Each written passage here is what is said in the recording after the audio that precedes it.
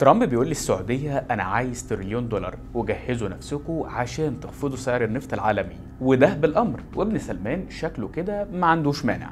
والموضوع ده عمل أزمة كبيرة جدا على السوشيال ميديا، فهتلاقي إن في أمريكان بيقولوا إن بن سلمان بيشتري أمريكا بفلوسه، وعرب بيقولوا إن ترامب بيقلب السعودية عين عينك كده. والسؤال هنا، هل السعودية جاهزة تنفذ طلبات ترامب فعلا؟ وإيه هو المقابل اللي هياخده بن سلمان قصاد الاستثمار في الاقتصاد الأمريكي؟ وإزاي عائلة ترامب بتكسب ملايين الدولارات من ورا الكلام ده؟ كل ده هندردش فيه سوا النهارده. أنا محمد البحراوي، وتعال نشوف الرابط.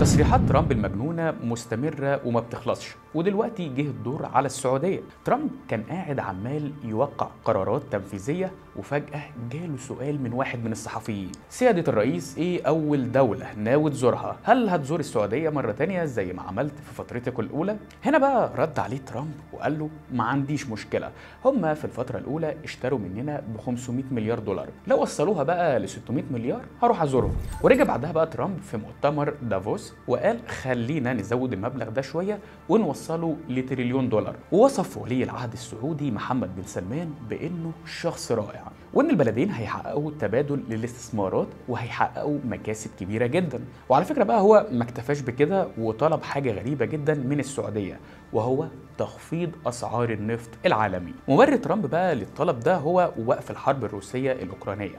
ترامب شايف ان روسيا بتستفيد من اسعار النفط العاليه جدا، وبتقدر انها تجيب فلوس تمول بيها مكنه الحرب في اوكرانيا. وهنا بيقولك هو احنا لو قدرنا نقطع عنهم الفلوس دي او على الاقل نقللها هنقدر نجبرهم على وقف الحرب.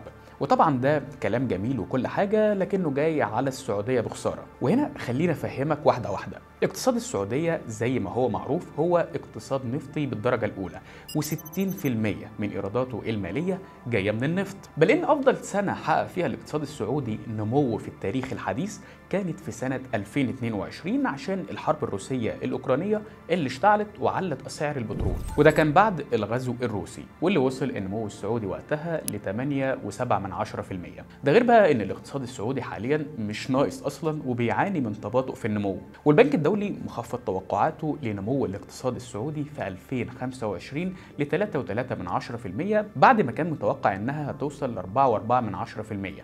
والانخفاض ده أصلا بسبب تراجع إمدادات النفط، واللي اتأثرت بسبب ضعف الطلب وتباطؤ اقتصادات زي الاقتصاد الصيني اللي بيعتبر أكبر مستورد للنفط السعودي، وده ب 1.83 مليون برميل يوميا. بعد كل اللي انت شفته بقى ده، جاي ترامب وعايز من السعودية انها تخفض سعر النفط كمان مرة. فهل السعودية هتوافق؟ وليه دولة زي أمريكا المنتج الأول للنفط في العالم هتكون عايزة ان هي تخفض سعر النفط؟ وهنا خليني أقول لك ان الإجابة ببساطة هو ان ترامب عايز يقلل التضخم في أمريكا، وناوي كمان ان هو يزود إنتاج النفط الصخري في أمريكا أكتر، واللي بالمناسبة زاد في 2024 بنسبة 15%.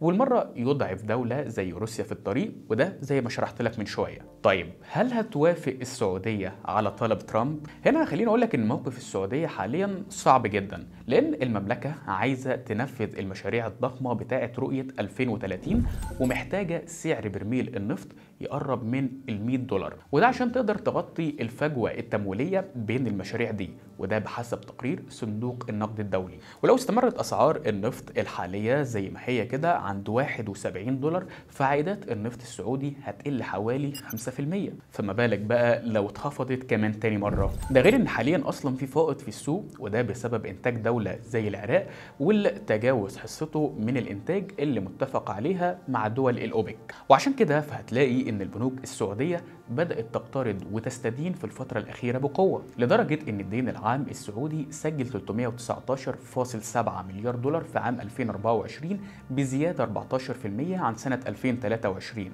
ومتوقع ان هو يوصل ل 995.9 في 2029، وده بحسب اللي نشرته شركة CEIC داتا. وعلى الرغم من محاولات السعودية تخفيض قيمة المشروعات الكبرى زي مدينة نيوم مثلا، واللي انخفضت قيمتها من 1.5 تريليون دولار ل 500 مليار دولار، لكن لسه الفجوة التمويلية مستمرة. وبالتالي فكل البيانات اللي فاتت دي بتقول ان الاقتصاد السعودي هيتأثر بشكل كبير لو انخفضت أسعار النفط بشكل حاد. وهنا في سؤال مهم بيطرح نفسه: هل طلبات ترامب بتخفيض أسعار النفط مجرد خطوة اقتصادية، ولا في طلبات تانية ترامب عايزها من ابن سلمان في فترته الرئاسية الجديدة؟ هنا خليني أقول لك إن ترامب عايز يحقق مكاسب من السعودية على الصعيد السياسي برضه، وأهمها هو تطبيع العلاقات بين الرياض وتل أبيب، واللي على فكرة ممكن يتم على آخر السنة دي بحسب اللي نقلته صحيفة ذا تايمز أوف إسرائيل عن مصدر ليها داخل المكتب البيضاوي في أمريكا. خد بالك إن التطبيع ده بشكل كبير هيقلل دور إيران في المنطقة، وهيدمج الكيان فيها ويحسن صورة إسرائيل قصاد العالم كله. وخد بالك إن صحيح دي كلها حاجات هتستفاد منها أمريكا، لكن في نفس الوقت ده ترامب بيستفيد بشكل شخصي من السعودية. وخليني أفهمك إزاي. جامعة بوسطن نشرت مقال بتتكلم فيه عن العلاقة الشخصية بين ترامب والسعودية. بتقول بقى إن ترامب وعيلته استفادوا جدا من العلاقة دي، فهتلاقي مثلا إن شركة دار جلوبال السعودية مولت منتجع ترامب للجولف والشقق الفندقية الفاخرة. طيب هل الموضوع واقف عند كده؟ الحقيقه انه لا.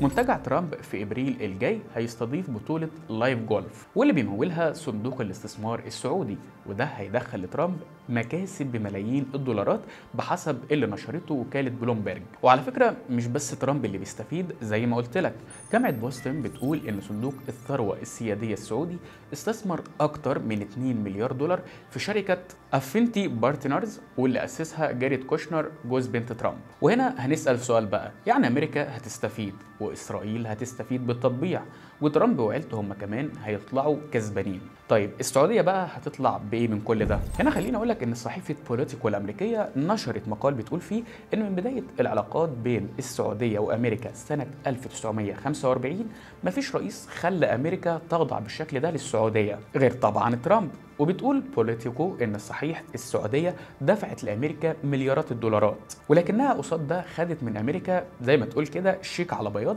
تعمل كل اللي هي عايزاه بدون اي محاسبه. هنا صحيفه البوليتيكو شايفه ان السعوديه شنت على الحوثيين في اليمن حرب مجنونه جدا في عام 2015 استمرت لمدة 4 سنين، وده اتسبب في كارثة إنسانية في اليمن من غير ما حد يقول لهم انتوا بتعملوا ايه. كمان في السعودية فرضت على قطر حصار شرس جدا لمدة 3 سنين، وده اتسبب في تقسيم مجلس التعاون الخليجي، وفي الفترة دي زاد نفوذ إيران في المنطقة بشكل كبير جدا، وده كان نتيجة لتصرفات السعودية بحسب كلام البوليتيكو. وعلى فكرة مش بس دي الطلبات الوحيدة، صحيفة هارتس بتقول إن بلينكن سأل بن سلمان عن الثمن اللي عايزينه قصاد التطبيع مع السعودية. هنا بتقول الصحيفة الإسرائيلية إن بن سلمان طلب طلبات كتيرة جدا، زي مثلا وضع خطة لضمان وجود دولة فلسطينية مستقلة، وبيقول حتى لو الخطة دي هتاخد سنين للتنفيذ بس لازم يكون في خطة. الحاجة التانية بقى هو ان محمد بن سلمان طلب من واشنطن وجود اتفاقية دفاع بين السعودية وامريكا زي اللي موجودة في الناتو بالظبط، وده باستثناء بند واحد بس، وهو ان امريكا مش ملزمة انها تتحرك تلقائي لو السعودية وقع عليها هجوم، وده بحسب اللي نشرته مجلة الفورين بوليسي، لكن هيكون في دعم بالسلاح ودعم استخباراتي وكمان تدريب عسكري مشترك، وكل حاجه بالظبط اكن السعوديه عضو في الناتو. وطبعا في حاجه مهمه جدا وهو ان السعوديه بتطمح تكون قوه نوويه في عهد ترامب، وفعلا بتقول الفورين بوليسي ان اعضاء الاداره وشركه ويستنج هاوس النوويه اللي مقرها موجود في الولايات المتحده الامريكيه بدات مفاوضات خاصه مع السعوديه، وده بغرض تطوير البنيه التحتيه النوويه في فتره ترامب الرئاسيه الاولى. لكن المحادثات دي وقفت مع نهايه فتره ترامب، ومتوقع انها تكمل في فترته الثانيه. خد بالك ان دي كلها طلبات كانت موجوده ايام ترامب في الفتره الرئاسيه الاولى، وممكن تتغير او تتبدل، وممكن كمان تزيد وممكن تقل، بس الاكيد ان قصاد كل الفلوس اللي السعوديه بتدفعها لترامب وعيلته هيكون ليها مقابل. وفي النهايه بيجي السؤال، مين المستفيد الاكبر من العلاقه دي؟ امريكا ولا السعوديه؟ شاركونا برايكم في التعليقات، وما تنسوش اللايك، وكالعاده شيروا الرابط.